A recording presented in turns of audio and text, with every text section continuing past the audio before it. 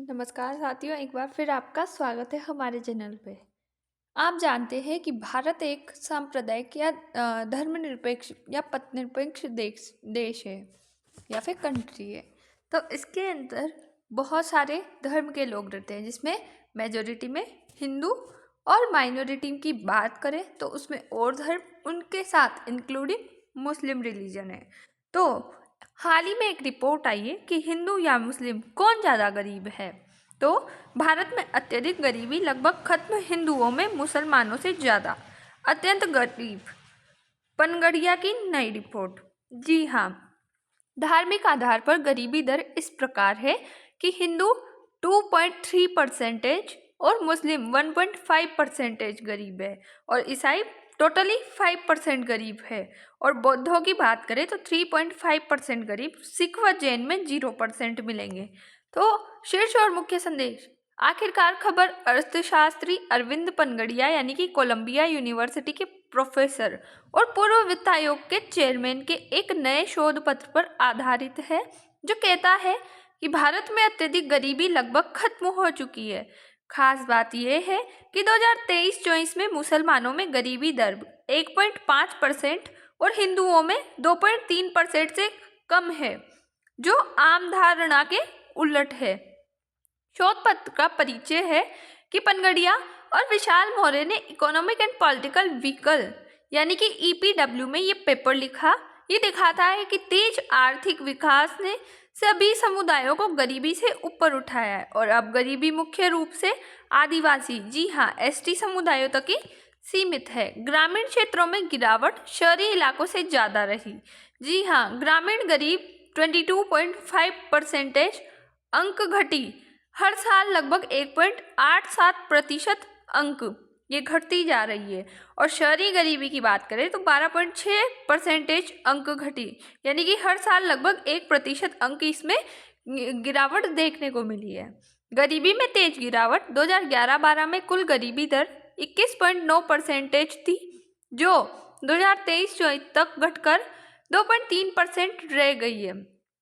12 सालों में 19.7% की कमी और सालाना औसत 1.64% गिरावट है। ग्रामीण इलाकों में ये कमी ज़्यादा तेज यानी कि 22.5% घटी है, और जबकि शहरों में थोड़ी धीमी दर है इसकी, तो वो 12.6% से आंकी गई है। अब देश में सिर्फ करीब 7 करोड़ लोग अत्यधिक गरीबी से जूझ रहे हैं। डेटा और विधि क्या है इसकी, तो सरकार के उपभोग व्यय सर्वेक्षण यानी कि CES 2011-12, 22-23 और 23-24 के संशोधित डेटा पर आधारित है। तेंदुलकर पद्धति से गरीबी रेखा तय की गई है, जिसमें 2011-12 से 932 रुपये माह प्रति व्यक्ति और 2022-23 में 1714 रुपये प्रति व्यक्ति और 2023-24 में 1804 माह प्रति व्यक्ति। सर्वे में खरीदी के समय के आधार पर 365 दिन डेटा लिया गया है, यानी कि इतना डेटा लिया गया है। उसी के बाद हम बात करेंगे कि ग्रामीण और शहरी सामाजिक धार्मिक समूहों का विश्लेषण किया गया है। सामाजिक समूहों में स्थिति क्या है, तो सभी समूहों यानी कि ST, SC, OBC सामान्य में गरीबी घटी है, लेकिन ST में सबसे ज़्यादा बची है, यानी कि 8.7% की दर से यहाँ पे अभी भी ये गरीबी बनी हुई है।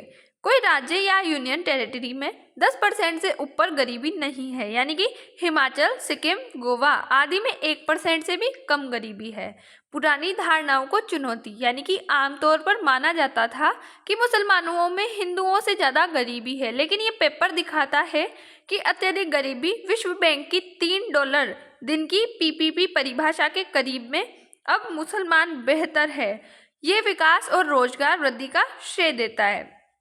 निहितार्थ क्या है, तो भारत की आर्थिक प्रगति ने गरीबी को लगभग मिटा दिया है, और लेकिन अब फोकस आदिवासी और पिछड़े इलाकों पर होना चाहिए।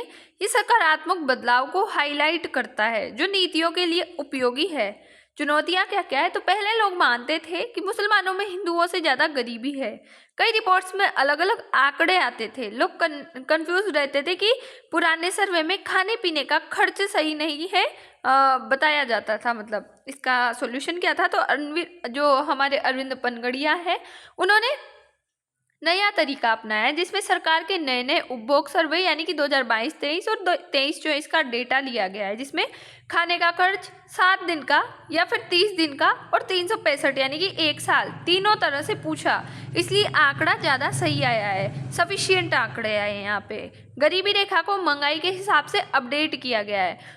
तो हमारी पूरी न्यूज़ का कंक्लूजन यही है कि भारत ने 12 साल में गरीबी को लगभग खत्म कर दिया है और मुसलमान अब हिंदुओं से कम गरीब है। ये पुरानी सोच को गलत साबित करता है।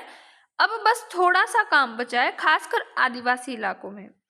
सो I hope you understand and मिलते हैं नेक्स्ट वीडियो में। तब तक के लिए बाय, थैंक्स फॉर वॉच।